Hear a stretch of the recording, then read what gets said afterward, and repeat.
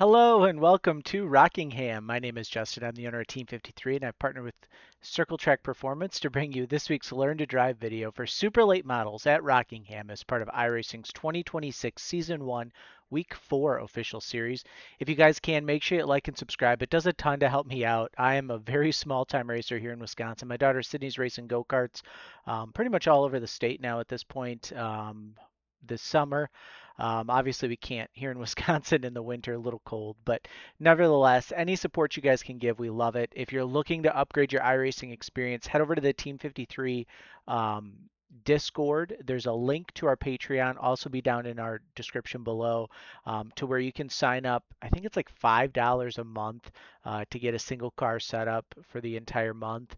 So it's a great value. Definitely something you guys want to take advantage of if you're looking to hop into an iRacing team. So as we head out on track here, we're going to tire heat, gas brake, swerve, left, right. Great time to talk about my friends at Circle Track Performance. If you are a real racer and you are watching this, head over to Circle Track Performance, sign up for their racer program. Get you 10% off every order you place on their website, plus free shipping on eligible orders. So you definitely want to take advantage of that. Head over there. Brandon and Hannah are great people. They'll definitely get you helped out. So we head out here on track. We're going to make lap 2 be our fast lap. I believe the ambient air temp is cold enough here to where we're not going to run into problems like we did in the past where the engine gets too warm and we blow it. Lap 2 is definitely a lot faster for me, and it's definitely something you guys are going to want to take advantage of. So as we head into 3, you see I go up high, and I'm going to get a huge run going down this front stretch. Now I get down the front stretch, and I kind of just cross over the start-finish line right here. But really, it's right there in the middle. You could maybe be down a little bit lower, but I really want to concentrate on getting a good run and having a good arc here for turn 1. So we'll go up nice and high. You see this seam right here on the track. We're going to straddle that with our driver. When you're looking at it in the far chase, you can kind of see that seam right there. And we're right over the top of that. So we bring it into 1. We're going to lift, give it just a little bit of brake, which I really didn't even realize I was doing about the 2 cone between the 2 and the 3 cones. So 2 and 3 cone, you see where we talk about those there on the outside wall. Lift, let it rotate through. Once it gets to about a third of the way through the corner, that's where you're going to start to throttle up. Best way would be across from pit stall 5. I can see it on my third monitor. You guys can't see it here, but it's right across from pit stall 5 would kind of be the mark. Inside the car, if you're looking, the Rock, the Veterans billboard up there.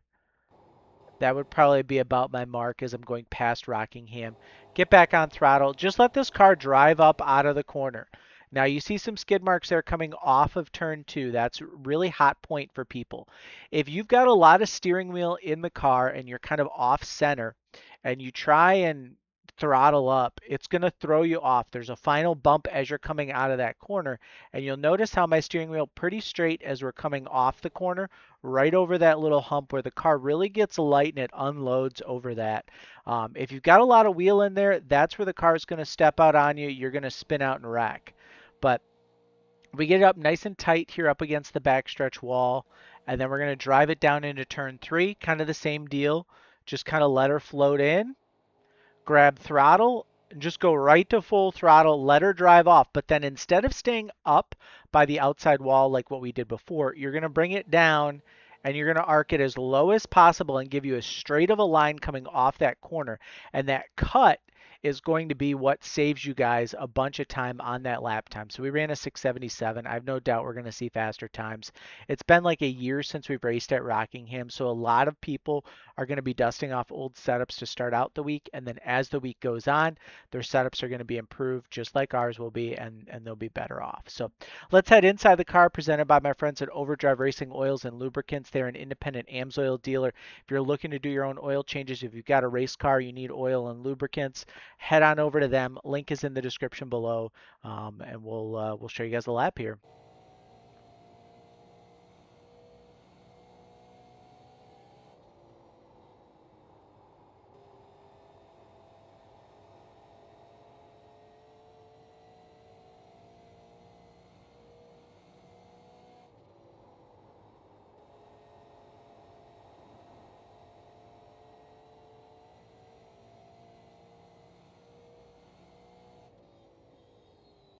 And there's your lap around Rockingham. Now, when we go to race trim, we kind of look at these things. Race trim, it's just going to be all about managing the bumps, especially the first couple laps, and just really getting through them and letting this car settle in.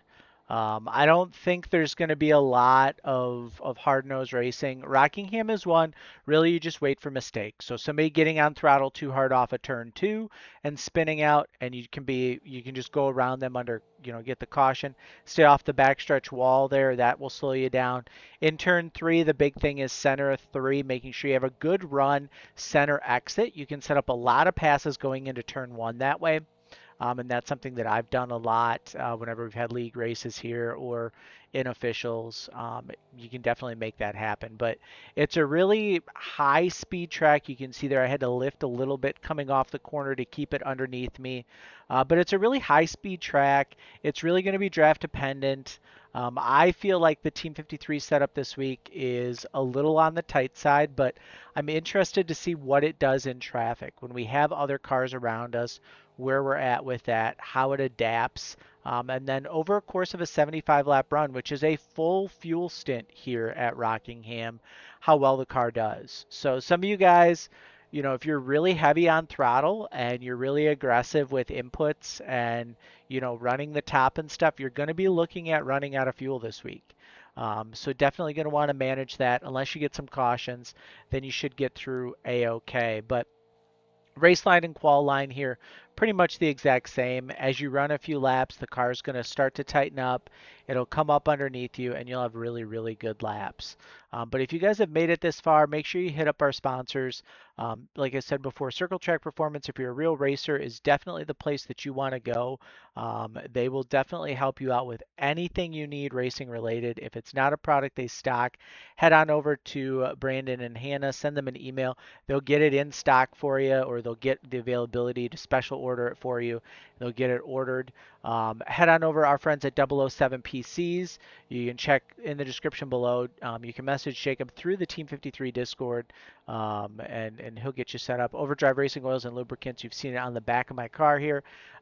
Independent AMSOIL dealers. Message them. If you guys want, we did a nice series too, Surviving Miatas. My daughter Sydney has started racing on iRacing. She's going up through the rookie ranks. We're kind of going to try and chronicle as much of that as possible. So we've got a great series over on the channel. Episode 1 just dropped earlier this week, and you can head over, give that video a like, give it a watch, and we will see you guys in the next video.